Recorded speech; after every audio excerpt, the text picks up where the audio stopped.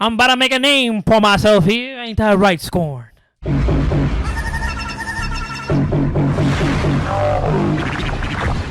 I don't know what you said, but I'm pretty sure I shot out of my dad's dick ready. Let's go.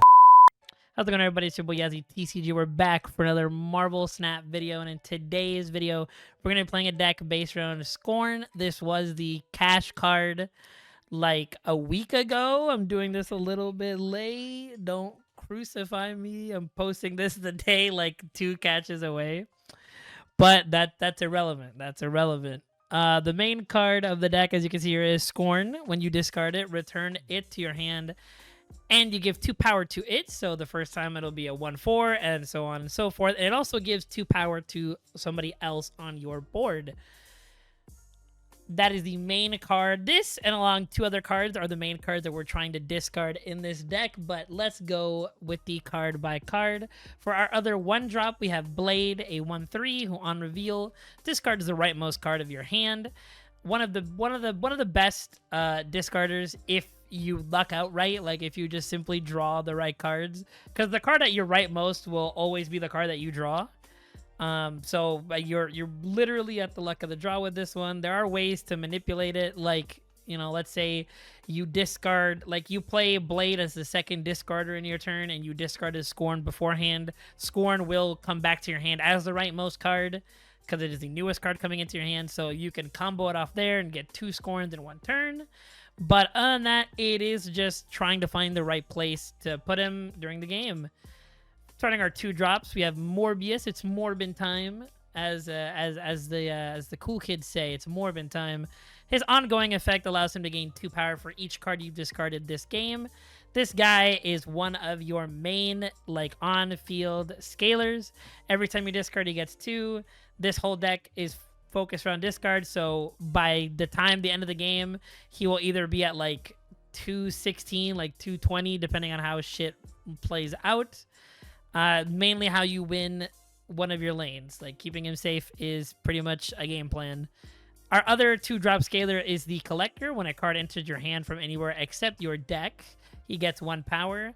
As I've said, Scorn and our other 2 discard targets that we'll get into in a little bit, they all come back to the hand, and this counts for the Collector. So, you know, Scorn, you discard Scorn, give something else to, and then the Collector gets 1. That's like pretty much what this deck is about. It's just about putting down scalers and then trying to just have beefy columns. We're trying to have just 2 dudes with beefy attitudes. And I didn't even think that would rhyme. One of our other discarders we have here is Swarm, a 2/3, that when you discard it, you get to add 2 copies of it. That costs 0 to your hand. He's one of your best for just putting bodies on the board.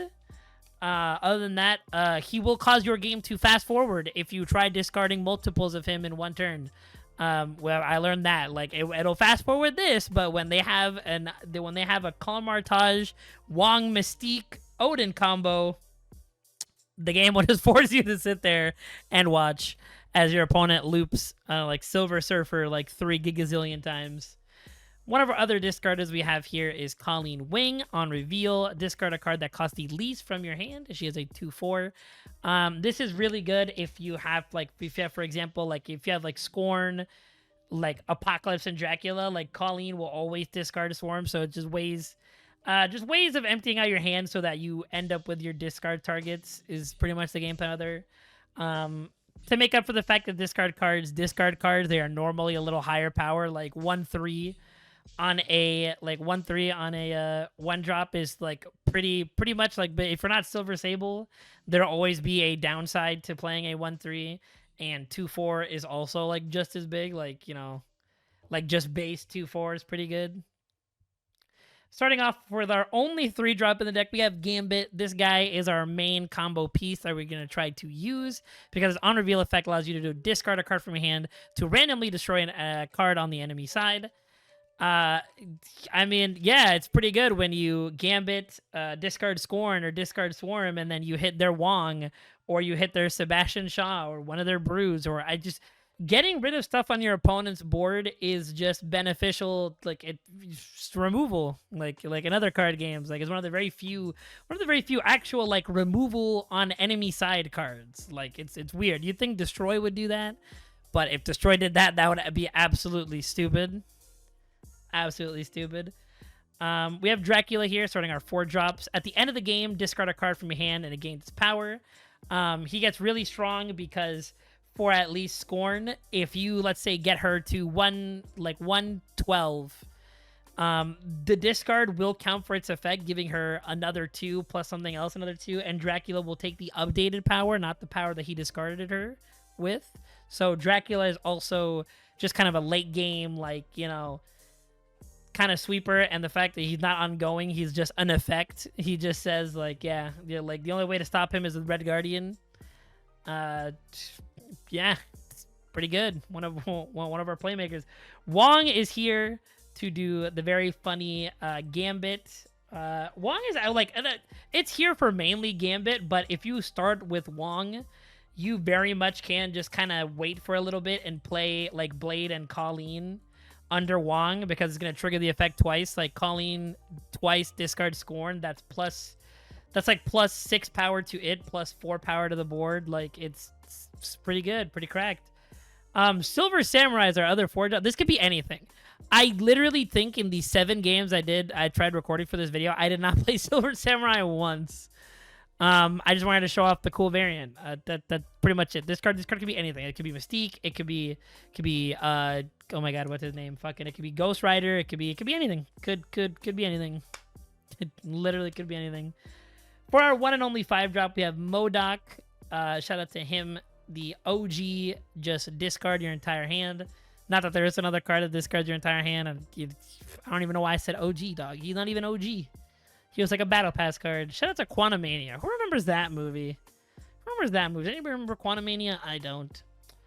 A 5A who on reveal discard your entire hand. Him under Wong with a hand of like Scorn, Swarm, and like Apocalypse.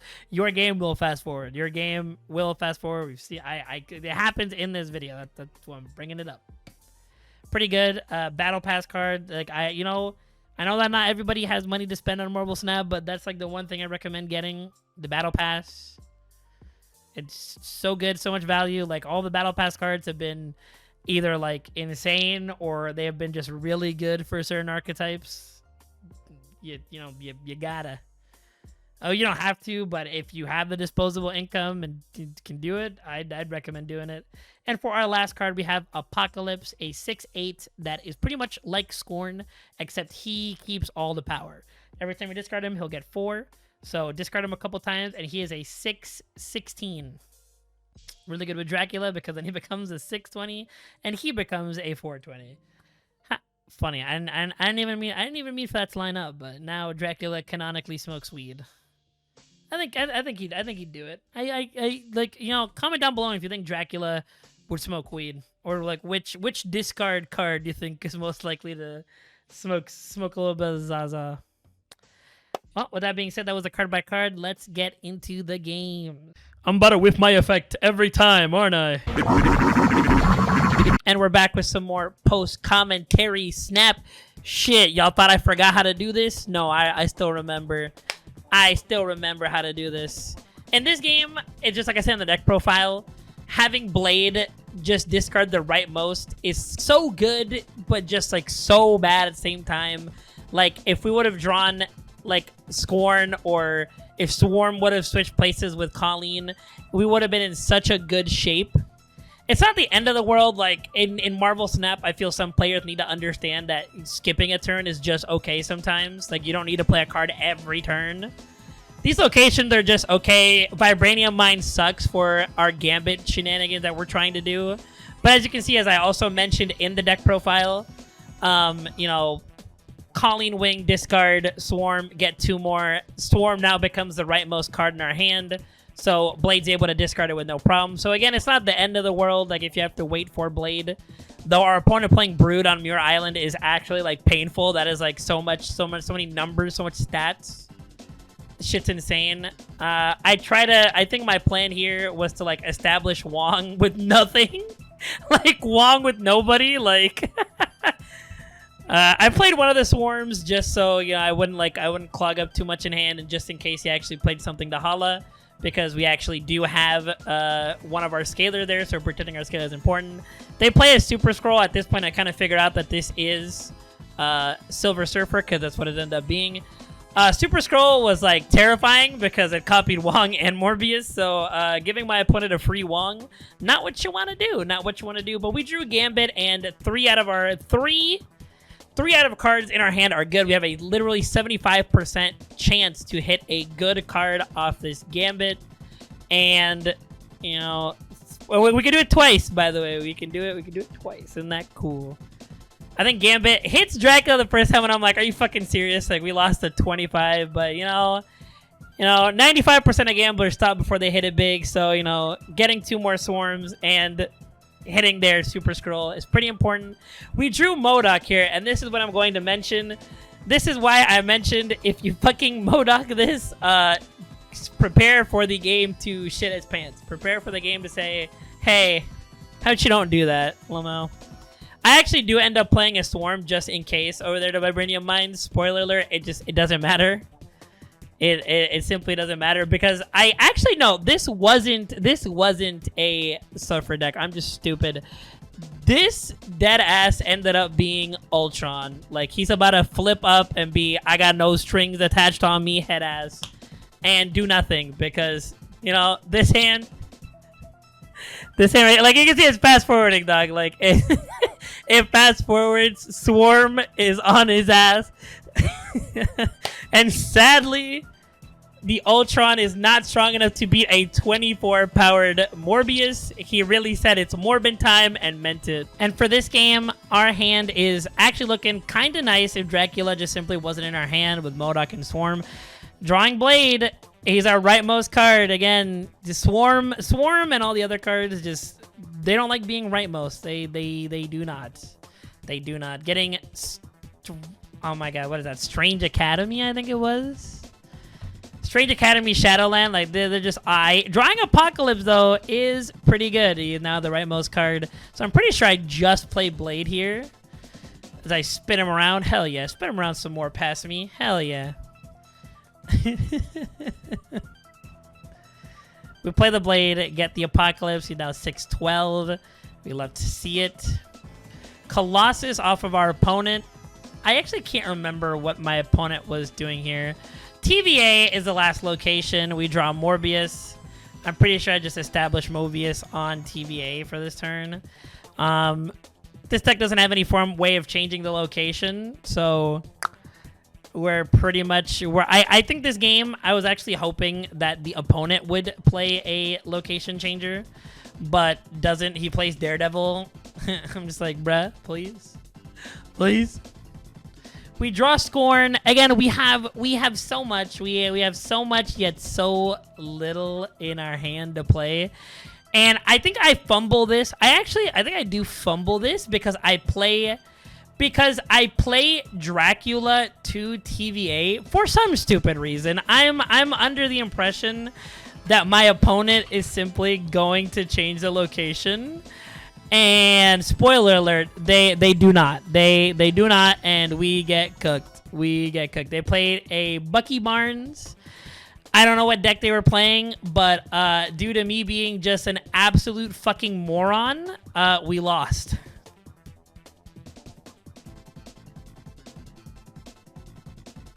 In the third game, we open a hand of Swarm, Wong, and Colleen, which is just okay. It's fine. Swarm keeps being in the left, and we keep drawing Blade on the right. Like, why? Why couldn't these two just switch location? Like, so we just pass because, like, why would I want to discard Colleen? Like, why would we? Dream Dimension is gonna fuck up a lot of shit because usually one of the good plays that this deck can do is Wong on turn 4, MODOK turn 5. Yondu from our opponent gets rid of our Scorn. That is a pain in the ass because that's one of our main. That's like how we get power. But we decided to push through it. We put Morbius on Dream Dimension. Murder World helps them. I'm surprised that they didn't just put Bucky Barnes there. We draw a death, which is pretty nice considering that our opponent is playing destroy, so that is just pretty much a free card if it doesn't get discarded. Again, Blade just being in the leftmost is super cool, super sexy. Opponent playing Carnage here. The normal destroy stuff, like this pretty much like basic destroy. I haven't seen anything cool. Drawing Collector is pretty cool, except it's turn 4. We need to put Wong on the board. We need to put the man's Wong on the board. Though I'm pretty sure with this, it allows us to actually play the Colleen and Wong together, which means we do play... I'm pretty sure we do discard Scorn next turn. I'm like 100%. I feel like I should watch these. I feel like I should watch these before I start doing these, but I feel like that defeats a bit of the magic, you know, of just... that defeats a bit of the magic, I feel. Our opponent plays Killmonger Agony. I don't know. Maybe he thought I was gonna, maybe he thought I was gonna do some shit. Maybe he thought I was gonna do some shit. I don't know. I'm pretty much right. I do play Blade Wong, or not Blade Wong, Colleen, and Blade. It kind of does suck because our hand is going to get full. Our hand, with the way we have it, is pretty much gonna get full because Swarm will become 2. Swarm will become 2.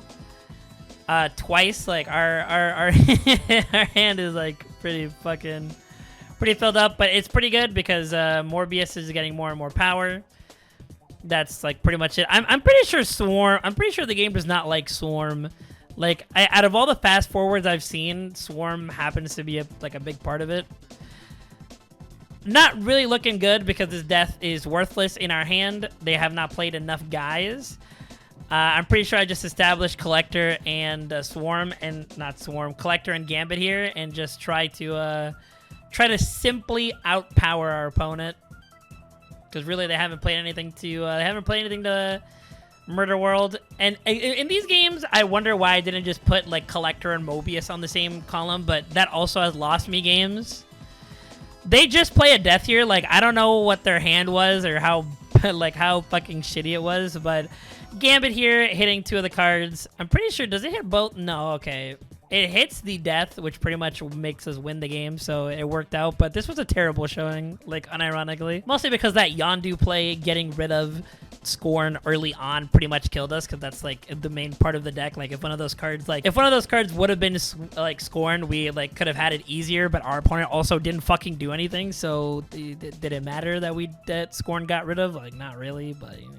And we got here game 4. We open a hand of Gambit, MODOK, Wong. Hala is our first location. Again, this would be really good if just MODOK wasn't in our hand. Yondu, again, not hitting our Scorn, hits our Blade, so at least we may have a chance to actually play the card that's trying to be featured in the video. See, this Tinker's Workshop came at, like, a really just mediocre time. I wish it would have came a turn later. So we could have played Wong. Our opponent plays Cable into Iceman. I do believe that this was a Misery... This was like a Misery, like, mill deck out destroy deck. That's a deck that's probably going to be the next video because that's the card that I spun, I think, before or after Scorn. I don't remember who came out first. I decided to just establish the Vibranium on Hala because, you know, can't be destroyed, so it doesn't matter. We do draw the Scorn. Turn 4, we are going to set up the Gambit. Not the Gambit, I'm stupid. We're going to set up the Wong, but they do end up doing the Misery.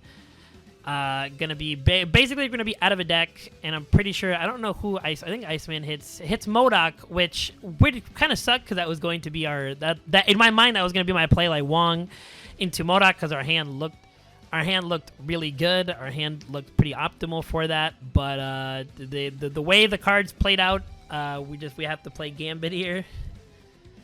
We have to play Gambit. Three of the cards in our hand are really good discard targets, and they come back. Red Guardian on our Mobius is pretty fucking annoying. Like, I'm not gonna lie, that card, I cannot wait for that card to come in. Cannot wait for that card to be in the cache. We hit the Vibranium, which this is like, are you serious? We do hit Scorn twice though, which, like, I can't really complain.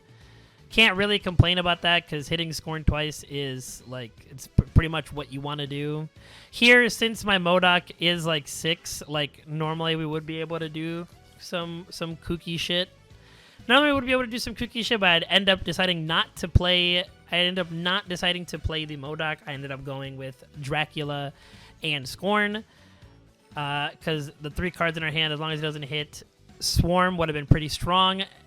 And I believe we almost could have had it if they didn't have Red Guardian. If they didn't have Red Guardian, we definitely would have won because our Morbius would have scaled. And here we have Game 5, where we open a hand of Morbius, Collector, Gambit, drawing Apocalypse, with Necrotia being our first location. This hand is okay. Both of our scalers are nice. We just need to find either discarders or more main discarding targets. They play the Hood on the middle location, which ends up being Negative Zone. It is a lot of fun. This game, like these locations are dog water. Play Mobius on the unrevealed location because I'm just like, cool. They do play Agent Venom, which is a pretty broken card. You know. We actually get Sokovia for the last location, and it does discard our Apocalypse, so that's, you know, a skill issue on our opponent's side. You know, very much a skill issue. Like, should have just, you know, been playing around it. I think I do decide to set up the Collector here because Gambit doesn't really do us any real good. Like, if I don't set up the Collector, then I'm just stupid. I do end up setting the Collector over there. Will I learn from my mistakes of not putting both my scalers on one side? We'll never know. This is like the first game I've drawn Silver Samurai, and even then I'm reading it and I'm just like, why is this card in my deck? Like, Silver Samurai, I'll go more into it at the end, like at the post recap thing, but Silver Samurai could literally be anything else. It could be the thing, and I promise it would probably do as good. Put Dracula in the negative zone because it's not really going to end up mattering. Dracula's just going to copy the power that Dracula's just going to end up copying the power of what else is in our hand. I think for jokes I play the Silver Samurai. I think for jokes I end up playing the Silver Samurai. I don't really got a good one why I played it there. We hit Swarm because it hits like the least amount of cards, so you know we did gain 2. We hit their Mysterio, which is nice. I still don't know what deck they're trying to play. Like, I know this is like Patriot. This looks like some Patriot shenaniganery, but I don't really know. I think I ended up deciding just to play Modok, and then I think maybe not playing the Swarms is what cost me the game, because I forgot to realize that Dracula is going to hit one of the Swarms. It's going to hit one of the Swarms, and the Collector just didn't scale hard enough due to just hand limit. But yeah, the misplay was just not playing the Swarms. And here we have the final game, Game 6. With it, we open a totally nutso hand, except Silver Samurai is here. Except Silver Samurai is here, and I'm just like, again, any card in the deck, it could be anything else. Like, oh my gosh. Our opponent plays Kitty Pryde. Our 2 locations so far, Warrior Falls and the Abbey. I think at a certain point, I don't remember if I just hold the blade or I just let it rip. Because again, with this deck is very wombo combo. You very much can save your pieces until it's at least like optimal for you to combo off. Like, your discards are so far and few between that you don't want to just be randomly throwing out cards. You really don't. They unfortunately do get the Abbey draw because we're not doing jack shit. They do play an Angela and Kitty Pryde. This seems to be a bounce deck from just the cards we've been able to see. We established a Wong. I think for a second there, I almost gave them a Wong, and I'm like, you know, maybe I don't want to give them a Wong. Maybe I don't want to give them a double hit monkey. We do unfortunately get their Bishop, which clogs our hand, but that ends up being fine. Now, funny enough, I'm pretty sure I let it rip. I just Modok our hand twice because the Scorn and the Apocalypse are going to get bulky. The Iceman on Silver Samurai legitimately does nothing. We were never going to play that card ever again. He could be anything. Agent Venom making a appearance on turn 5. That's like the best. Like, if it isn't turn 6 or turn 5, like, do you even really want to play Agent Venom? Like, I don't think so, dog. I don't think so. Pretty much discard everything. We, do it again. Scorn becoming a 6, giving power to Wong, and Apocalypse being a 16. And we do end up drawing Morbius, which is now 216. So we do pretty sure develop Morbius on Warrior Falls and just play Scorn to the Abbey because, yeah, our board this game has been non-existent. Our opponent rocks out the Mysterio, giving power to his Bishop and power to his Angel to that column. He plays Kitty Pryde to Machine World. It literally doesn't matter. And I got scared for the Hitmonkey because he did play a lot of cards, but 11 is not bigger than 16, and 20 is not bigger than 19. Because even if he played the Mysterio to the Abbey, it would have been 19 against 20. So we really had that in the bag. And we're back. As you saw in those games, if everything at least goes medium, you will at least have a pretty chunky board, or at least be able to get rid of a lot of stuff with Gambit and Wong. The real all-star players, just like Morbius and Dracula, they're where your power really comes from, because you saw from most of those games, sometimes you will just not establish a board presence till turn 4. So, you know, Morbius, Dracula, and even Collector sometimes. Like, I'm a little shaky on Collector. This card could also potentially be something else. I definitely recommend Silver Samurai be anything else, like a Mystique, a Ghost Rider, anything. Anything. Like, shit, man. You could run fucking the Hood, and I promise you it'll be a better card than Silver Samurai. Silver Samurai was just here. Bro thought he was part of the team. I do think Scorn is a really good piece for discard. It gives it another reoccurring card that not only buffs itself, but giving buffs to the whole board. Especially like when I said, or as I said, your board may not be that big. Getting that +2 power to a MODOK or to a Wong or to a Blade or Colleen that's already on the field, it can help you edge out the win in power. If you guys did enjoy the video, y'all know what to do. Like, subscribe, do all that jizz jazz. Tell me down below, did you spin for Scorn? And what variant are you playing? Or, like, what deck are you playing her in? Until next time, it's been your boy Yazzie TCG, and I'm out.